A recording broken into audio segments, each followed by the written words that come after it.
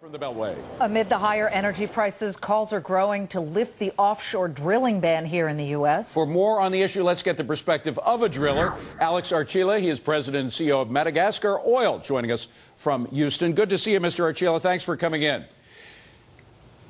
Good to see you. First of all, the question of oil overall, as you know, the folks are meeting in Saudi Arabia, a lot of the drillers and the pumpers and the oil sheiks. The question of whether Saudi Arabia and others will be able to supply the world with even more oil in the future. Do you think oil is tapping out, or can we look forward to more supply in the years to come? Well, I think it will depend. The issue to me is it's such a complex convergence of parameters. Access to resources is definitely a big thing. Madagascar Oil has 15 billion barrels of heavy oil in the island of Madagascar, and that's a worldwide discovery, but in and of itself, although it's huge, will not resolve anything.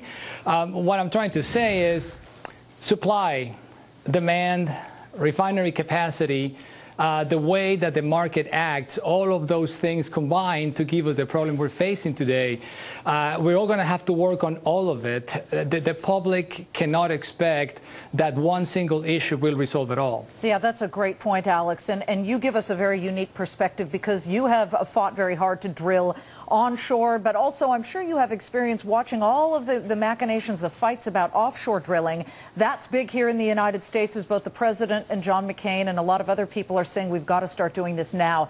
Please educate us if you could. People get very emotional about this. Oh, it'll ruin our pristine shores, etc. And we certainly understand that. But isn't it true that if you put these drills way offshore, you can't really see them from the coastline? Is that the case? We're just trying to get the real story here. Yeah, it could be. It depends where the prospects are. You know, in deeper waters, it is unlikely that you will see them. I think that what the public needs to be interested in is, can this be done in a way that it will not damage the environment? It will preserve the ecosystems. And it has been proven time and time again that it can be done. It's going to get very expensive to do it, which will in turn result in higher prices. But it can be done, and it needs to be done respecting the environment. So, you know, we eventually are going to have to deal with that if we want to improve our energy balance. Now, there are a lot of different kinds of oil rigs. I understand the ones that are in the Gulf of Mexico are meant to withstand a Category 5 hurricane. In fact, they did so during Katrina, which had such devastation in the States. As far as I know, not a drop of oil was spilled from those oil rigs, despite their being right in the way of Katrina. Is that the kind of oil rigs that are being used that are commonplace now, or are these special rigs that cost a lot more and aren't used that often? Most rigs, offshore rigs today, have across the board very high standards of environmental practice.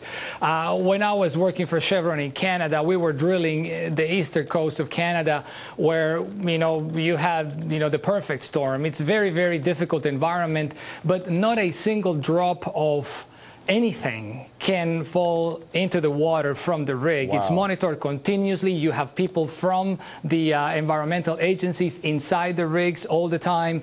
There are audits performed by the company, by the government.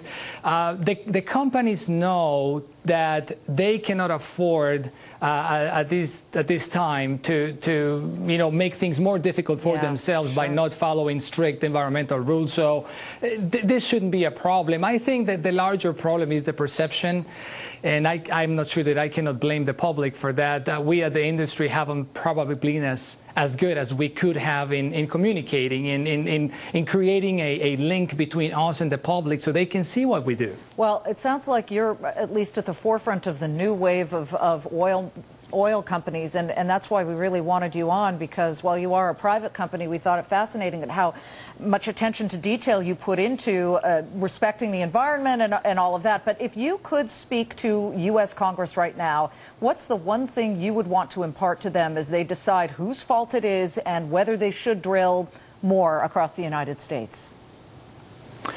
I think that the one thing I would say is there is really no value in pointing fingers.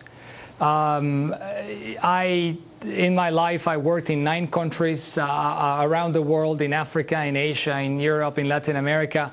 And it's very easy to try to find a scapegoat. And the oil industry has been, in the past, and as I said, the oil industry can do things better.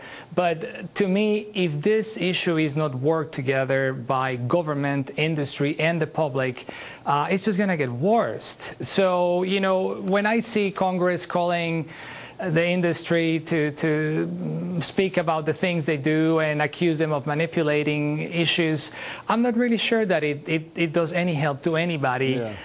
These people are doing their jobs. They are in an industry that looks for a profit like any other industry, but they are, you know, honest people, professional people, and they want to do what's right for the country. Alex, Archila, we got to leave it at that. I'm afraid we've run out of time, but you're a friend of Fox Business. Thank you. Anytime you want to come in, we'd love to hear about your latest venture. Thanks so much for being here. Thank you, Dave. In the market for